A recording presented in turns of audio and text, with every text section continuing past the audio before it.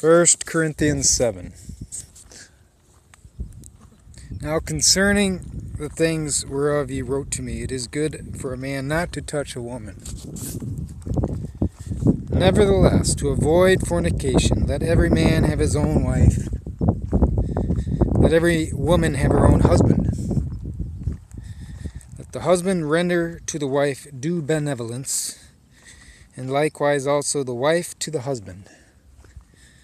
The wife hath not power of her own body, but the husband. And likewise also the husband hath not power of his own body, but the wife.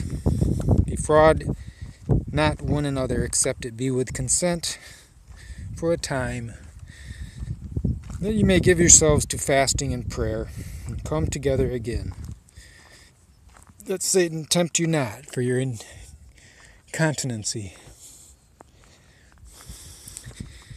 But I speak this by permission and not of commandment. For I would that all men were even as I myself. But every man hath his proper gift of God, one after this manner, another after that. If I say therefore to the unmarried and widows, it is good for them if they abide even as I. But if they cannot contain, let them marry. For it is better to marry than to burn. To the married I command, yet not I, but the Lord. Let not the wife depart from her husband. But, and if she depart, let her remain unmarried, or be reconciled to her husband. And let not the husband put away his wife. But to the rest speak I, not the Lord. If any brother hath a wife that believeth not, and she be pleased to dwell with him, let him not put her away.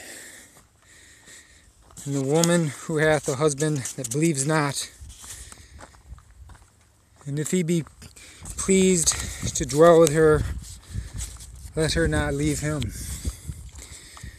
For the unbelieving husband is sanctified by the wife,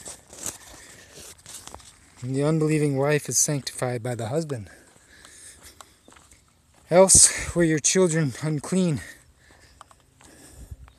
but now they are holy.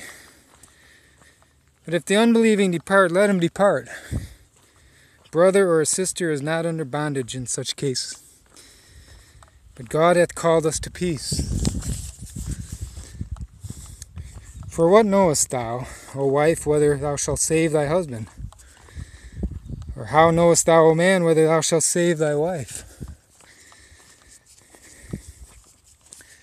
But as God hath distributed to every man, as the Lord hath called every one, so let him walk. And so ordain I in all churches. Is any man called being circumcised? Let him not become uncircumcised. Is any called in uncircumcision? Let him not be circumcised.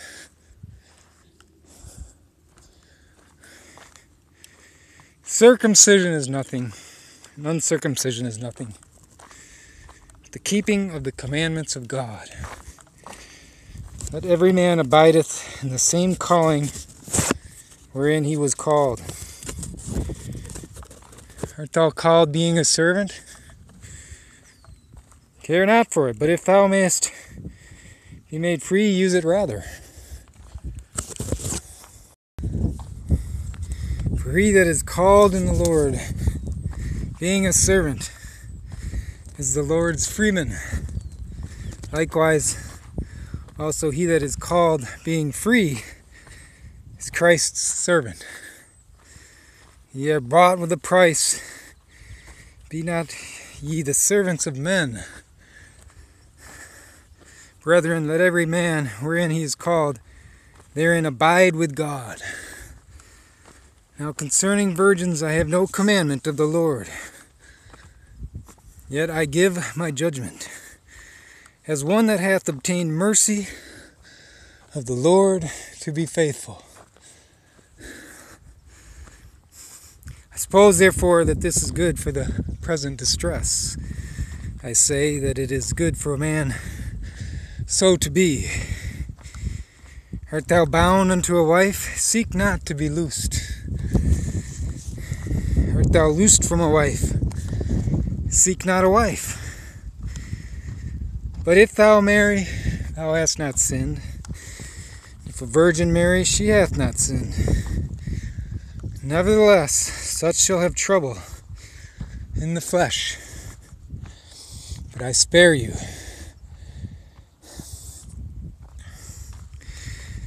But this I say, brethren, that the time is short. It remaineth that both they that have wives be as though they had none, and they that weep as though they wept not, and they that rejoice as though they rejoiced not, and they that buy as though they possessed not, and they that use this world as not abusing it, for the fashion of this world passes away. But I would have you without carefulness. He that is unmarried careth for the things that belong to the Lord, how he may please the Lord. But he that is married careth for the things that are of the world, how he may please his wife. There is difference also between a wife and a virgin. The unmarried woman, careth for the things of the Lord, that she may be holy, both in body and in spirit. But she that is married careth for the things of the world, how she may please her husband. This I speak for your own profit, not that I may cast a snare upon you, but for that which is comely, and that ye may attend upon the Lord without distraction. But if any man thinks that he behaves himself uncomely toward his virgin, if she pass the flower of her age, and need so require, let him do what he will, he sins not. Let them marry. Nevertheless, he that stands steadfast in his heart, having no necessity, but hath power over his own will, and hath so decreed in his heart that he will keep his virgin, doeth well. So then he that giveth her in marriage doeth well. But he that giveth her not in marriage doeth better. The wife is bound by the law as long as her husband lives, but if her husband be dead, she is at liberty to be married to whom she will, only in the Lord. She is happier if she so abide after my judgment. I think also that I have the Spirit of God.